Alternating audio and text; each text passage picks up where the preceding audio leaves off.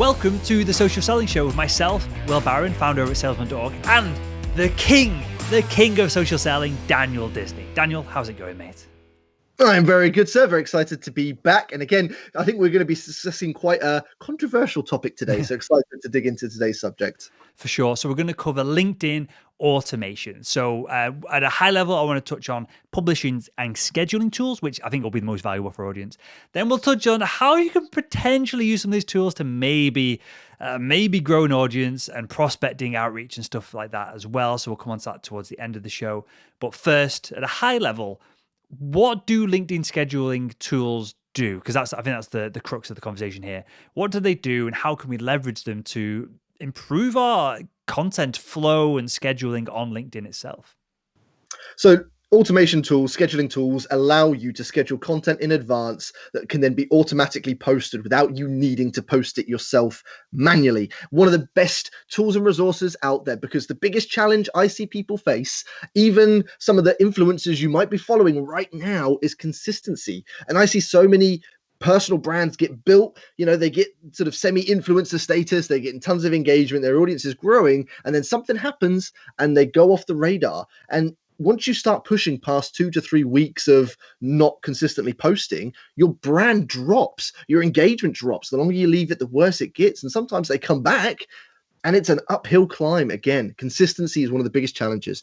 Scheduling content helps you maintain that consistency. I take holidays, Will. I don't live on LinkedIn like many people think. I take days off. I take holidays, breaks, Christmas, etc. But I have content scheduled so that there's always content. And that's what's allowed me to maintain growth of my brand for sort of 5-6 years consistently. So there are great platforms for consistency. What you're describing is me. I'll work hard for a month. I'll get a bit of traction. I can see the posts are getting more and more likes and comments. And then because my focus is clearly always on the podcast, the video side of things. LinkedIn is kind of like second priority for me. So as soon as the content side of things crops up and I've got to do more over there, LinkedIn gets dropped. And then I'm restarting again over. Because that's what we're talking about, right? We're talking about the marketing or the selling flywheel of it's difficult to get it spinning. And like you could probably take a few days off now and it would still be spinning because it's so heavy to get moving in that first place. But if you've got a massive flywheel and you've just turned it a few notches and then you stop promoting yourself, promoting content, sharing content, educating, then it just stops to a dead halt and you start from scratch, right? Yeah, no, it's exactly that, Will. And, like you said, you can probably take a couple of days and you're going to be fine. But the longer you're absent, then it's like leaving a room full of people. They're going to forget you. They're going to start talking to everyone else and listening to other people. And it becomes a lot harder to get their attention. So consistency is so crucial. But with scheduling, at least you can plan. So if you've got a day of calls, a day of meetings, a day of training, you're taking a week, 2 weeks holiday, if you've got these things coming, it takes a couple of hours, if that, to schedule. I mean, it might take an hour to schedule 2 weeks, 3 weeks in advance. At least content's going out. Not just that, not just the consistency, but it's got content working for you. So you could be sat on a phone all day. You're going to have a cool day, a whole day of cold calls, warm calls, sales calls. So you've got some posts scheduled in LinkedIn. You're there busy making calls. Your content's going out. You log in at the end of the day. You've got inbox inquiries coming through, engagement, reach, all that stuff. So you've got LinkedIn working for you whilst you're doing other things. Yeah, I want the audience to think about it like this, right? Because this is the moment it clicked for me when it was explained to me in this way. So you see LinkedIn on a website and you go, okay, that's what LinkedIn is. Well, LinkedIn is run on a computer somewhere, obviously thousands of computers, servers, but it's essentially a CPU, RAM. It's what you're probably consuming this content that you're watching now, the Social Selling Show, on, whether it be a mobile device, a laptop, a desktop computer, whatever it is. Now, each of these individual units, they're pumping out this content on your behalf. They're sharing it. They are essentially part of your sales team. They are representing you when you're not physically able to be there in the office. And as soon as I heard that kind of, it's literal, but also slightly metaphorical as well. I was like, oh, so why am I doing live? I know you do a lot of this, Daniel, but I changed my business slightly a few years ago because I hated traveling. That was a big part of this. But why am I doing all these live interviews when I could do 5 Skype interviews a day as opposed to 1 live interview a day? Why am I I've never really done cold calling, but why am I doing cold outreach via email or whatever it is when I could just create a killer piece of content and at the end of it share that we've got sponsorship opportunities for the Salesman.org podcast, Salesman.org in general, or I could talk about our training product. As soon as it clicked that I create one piece of content, and of course it doesn't happen overnight and there's skill in creating content, but as soon as I realized that, oh, I can do this and I can schedule it ahead, I can create 60 podcast episodes in a month, and that'll do me for 3 or 4 months worth of content all scheduled ahead. My business, my sales, how I framed up sales in my head changed overnight. So hopefully that's useful for the audience and sets things up with automating our LinkedIn content. Now, let me ask you this before we get, because this will become relevant later on in the conversation when we talk about perhaps some more nefarious ways of using LinkedIn automation. Does LinkedIn allow these other platforms to integrate with them to share content, for example? Is there an open API, or are these platforms kind of almost like hacking into LinkedIn to provide this functionality? As far as I'm aware, they're not hacking in. They do have authorization to do so because there are no negative impacts when they post for you. So if I schedule a post and it goes out onto LinkedIn, I'm not going to get any less or drop of engagement as if I were to post it myself. So as far as I'm aware, it's all legit, depending on what platform you use. The only two I've used, and I know there are several others out there as well, but Hootsuite and Buffer, I think, are two of the biggest ones out there that allow you to schedule. And as far as I'm aware, these are big companies. They have good relationships with LinkedIn, and I've been using them for 5-6 years plus now, so they're well embedded in the system. So yeah, as far as I'm aware, Will, totally legit. So I use Hootsuite myself, and Buffer, I can't remember the CEO's name now, it's something Gascoigne. I'm sure he's a Scottish fella. I spoke to him when Buffer was in what they call the minimum viable product stage, when it was literally a tiny little website that didn't do much, and he's grown it and exploded it over the years.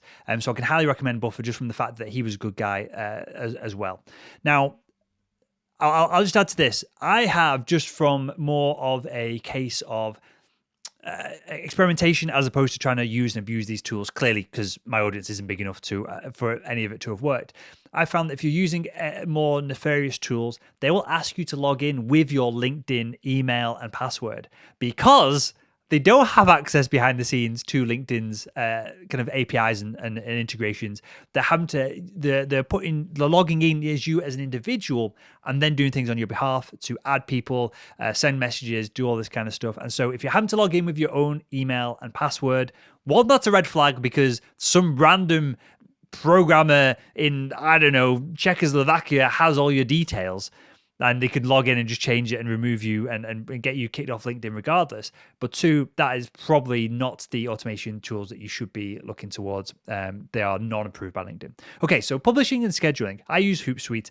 What can we do with Hootsuite? I'm assuming it's text, audio. Is there anything else that we can do with it other than just posting into the feed? You can post videos, but they tend to host it on a midpoint platform. So I haven't had good experiences of posting videos, direct videos onto LinkedIn through a third party. But yeah, you can do text posts, image posts. You can link to an article, and that could be an article published on LinkedIn, or it could be an article published on a website, obviously memes, quotes, all that type of stuff. But yeah, you can't sort of schedule in advance a LinkedIn poll, for example, or a PDF sort of slide share. Some of those things you're going to have to do direct to the platform. But as we've discussed in the content episode, your text-based posts, your photo posts, those are your bigger engagement drivers anyway. So you should be able to schedule the majority of good performing content, well in advance. Yeah, the video is the killer for me, because we've got so much content to share video-wise. We could post it's probably not the best for the algorithm, but we could post multiple times a day. But by the time you upload the video, then you got to sit and wait for it to do whatever processing. Then it randomly sends you a notification 5 minutes later that maybe your video has gone live.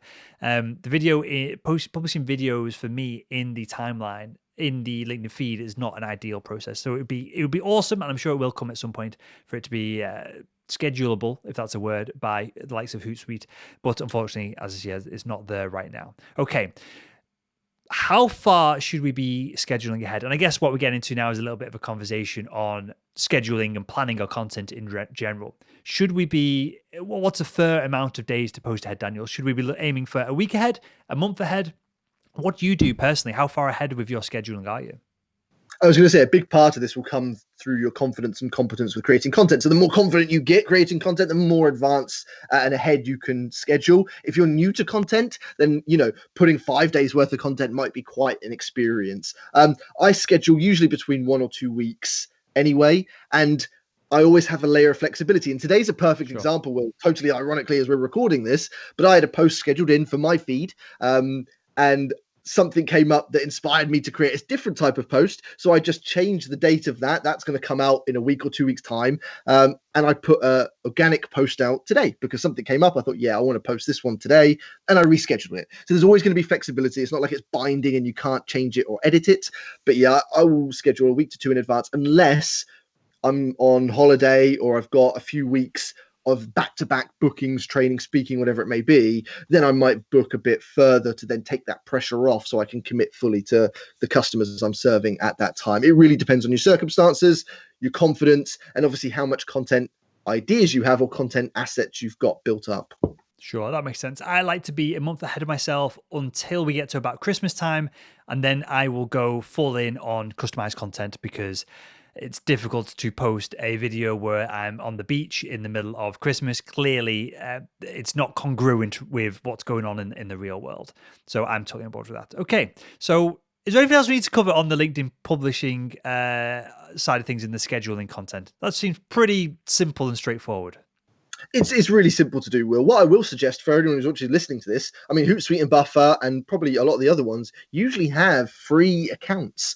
Now, they'll be limited. You can only connect so many social networks to them. You can only schedule so far in advance, but it gives you the opportunity to try it. Give it a try. And even then, the subscriptions aren't expensive. I think I pay £15-20 a month for Buffer, and that gives me a ton of networks to connect to and a ton of content that I can schedule in advance. But try it. If it's free to try, why wouldn't you? So give it a go. But it is really simple to use. You literally plug it in, choose your date, choose your time, and then it's in. And as long as it's connected to your account, it will post on that feed. Yeah, I think we're still actually on the free version of Hootsuite. I think it allows you to have one LinkedIn profile, a personal one, and then one company one as well, which is all we need. Maybe it doesn't. Maybe it only allows you to schedule so many posts ahead of yourself. But I said we've not hit those limits, and so we're on the free account there as well. Okay, so let's move on to a slightly grayer area here. So I know kind of pre-recording conversation we had. I know you've perhaps not experienced some of this, so I'm going to ask your opinions as opposed to asking you how you did things. I have experimented with a few of these different services, and they've all been terrible and a waste of time and money. Clearly, your audience is 10? 100 times bigger than mine. Literally 100 times bigger than mine. So that shows the difference between doing things the appropriate LinkedIn way versus experimenting with hacks, tricks, and not trying to put in the effort and trying to game the system.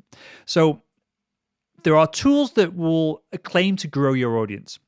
And a lot of this is you just put in some ideas of a persona, and then they will log in as you, and essentially just a bot, and it will just click add up to the LinkedIn limits each day. Should we be using tools like this, or should we be actually curating the individuals that we want to connect with?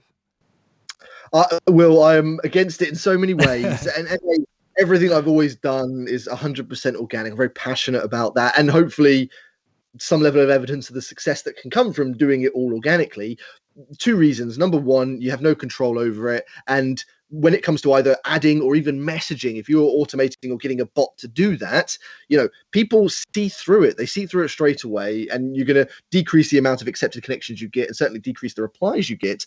But they come with a the biggest risk you could ever get on LinkedIn. And I had 3 people last year come to me who got lifetime bans from LinkedIn for using those tools. And LinkedIn's a great platform. They're not easy to communicate with. Mm-hmm. One of them managed to get it overturned, but it took 6 months of very heavy communications to do that. The other 2 weren't able to do so. So that risk of a lifetime ban is very much there, because LinkedIn knows, doing things that way, you're just going to be spamming their audience. That's not in their users' best interests. So tread carefully. I don't know anyone who's achieved positive, successful results by using them, but I've certainly seen a lot of people who've had very negative consequences, and I also know what can be achieved without using them. Sure, and clearly we don't want to out these individuals. But for context, these individuals did they use these tools to grow an audience to 1,000 connections and followers, or would they kind of big influencers who had cheated and gamed the system to get to that point? No, these were sort of lower end audiences trying to sort of build and add hundreds a day to sort of get to the thousands. But again, instantly a red flag for LinkedIn. Yeah, of course, because it's obvious, right? If you've got that amount of time to, and of course the tools are not thick. They understand they're trying to game this algorithm, or the automated algorithms that LinkedIn have of flagging some of this stuff. They know that the bots will click randomly and sporadically and throughout the day. But if you're adding that many people, it's a red flag for someone to review it at some point. And the bigger the audience is, clearly more and more a risk that all of this becomes. You don't want all your hard work to just be flushed down the toilet, because LinkedIn can do what they want, right? They can ban you for a lifetime ban, and what are you going to do? No one's suing LinkedIn for a personal account like this. Okay, so the other element of this, the other dark side of LinkedIn automation seems to be prospecting tools. Now, I'm not talking about tools like LeadIQ, where you can go on LinkedIn and pull emails from LinkedIn profiles and things like that. Maybe that's somewhat of a gray area, not necessarily LeadIQ, but other brands will pull data from LinkedIn that probably they shouldn't have access to. I'm talking about tools that will claim to automate your prospecting, in that they will send messages and bulk messages on your behalf. Am I right in making the assumption that that's probably not a good idea either? Yes, Will. And I wrote the book about LinkedIn messaging, and I'm very passionate about it needs to be sent to the right people, and it needs to be from you. And I did an experiment, Will. I can't remember if we discussed this in the profile episode, but you can tell, I can tell an automated message without this. They're very obvious. But if you put an emoji before your name on your LinkedIn profile, when a bot messages you, they put hi emoji. They don't put your name. And you can tell it's just been, sort of picked through the system. But the wording in the message itself is pretty clear that it's a bot messaging you, and they don't get responses. People aren't going to respond to a bot. There's no relevance. They're never personalized. They think by pulling your job title or your name, that's going to make you feel like it's relevant to you, and it's not. You need to make real direct references, so that I don't see them generating good responses. Again, I've never used them, so some companies may claim some success from them. All I know is the potential that exists just by sending better personalized messages. Yes, you might send less, but from experience, you'll get a far better conversion. For sure. And for me, I'll be honest, some of these rules get bent if I'm a startup and I've had funding, I haven't had funding, I need to drive leads, clicks immediately. Maybe then, look, I'm going to experiment with some of this stuff because the business survival rate is dependent on it, perhaps. But as an individual, there's no need. We don't have targets of, depending on what you sell. It's unlikely you've got a target of 100 million over the next 4 years. Otherwise, your investors are going to pull out and you're going to be on the hook for whatever it is that you promised them. Our targets are set, hopefully, so that they are a stretch goal, but they're achievable. So if you can't achieve them by not using weird tools and hacks and tricks, if you can't achieve your sales target by doing things in an appropriate way that build your own reputation over the years and decades, then your sales target is a mess. That's the problem, not LinkedIn and the way we're reaching out to people. Yeah, no, I fully agree. And it's a shortcut, it's a hack, it's a way for sales teams or companies to try and mass push stuff out there. Again, it's that whole throw as much at the wall and see what sticks. And I think as the years go on and the whole AI coming into sales, things like that, people buy from people, and those relationships and conversations are going to become more and more valuable as more and more automation and technology sort of takes over. So the value will very much heavily lean on that. So yeah, I'm all for that. I think that's only going to grow as years go on, and just tread carefully with these things. And just to double down on this fact here, on this point, cold email works because it is open source. Google, a lot of people use Google Gmail, right? And so Google have incredible spam filters and algorithms to deal with cold email and spam getting through into your inbox in the first place. And that's changing now. As we see, Gmail is now, every time I log into Gmail, I keep telling it, no Gmail, bad Gmail. It tries to split my inbox into relevant messages, promotions, something over something. I don't want multiple tabs. I just want one feed. But LinkedIn and Gmail, Google and Gmail keeps pushing me towards this. So as soon as that happens, cold email is just going to get absolutely wrecked, especially with large corporate accounts when your spammy emails go to a promotional tab that probably gets checked once a week, once a month, as opposed to every day, which is the main feed. And Google are doing this to make email more effective, right? LinkedIn doesn't have to play by any of these rules. They can make a change in a heartbeat. They don't want automated emails going out. They just change one line of code in the way that they log in, or for example, a lot of bots will literally click on a page. It's a virtual mouse movement to add these things. All they have to do is change things a few pixels over, and all the bots are wrecked for a week, and then they change it back. So all of these tools, maybe in the wild west days of LinkedIn 10 years ago, maybe there was some value to them then, but you're playing with fire as soon as you go for any of this stuff on a closed platform like LinkedIn today. So I think we put that across bluntly enough there. Is there anything we need to add to this LinkedIn automation conversation before we wrap up, Daniel? No, like I said, the main tool that I see working from an automation perspective is the scheduling of content. There are other tools, so you're starting to get more analytical tools that connect to your LinkedIn and give you more insights. But yeah, when it comes to automating messages or network growth, I would say there's no need for it. You can grow a big network without using them, and I am a testament to that. And you can send good, reply driving, opportunity building messages, personally, without the need for these platforms to do so. Don't look for shortcuts. Sometimes doing it's the same in sales. What works the best is often the basics. And it's the same with LinkedIn and social selling. Stick to the basics, do it yourself, do it organically, do it personally. You will probably see far better results than trying to take shortcuts, use automation that's going to cost you money and potentially cost you your account. I love it. What a way to summarize the conversation here. That was Daniel Disney, the king of social selling. My name is Will Barron, founder of salesman.org. And that was the Social Selling Show. We'll speak to you next week on next week's Social Selling Show. See you next time.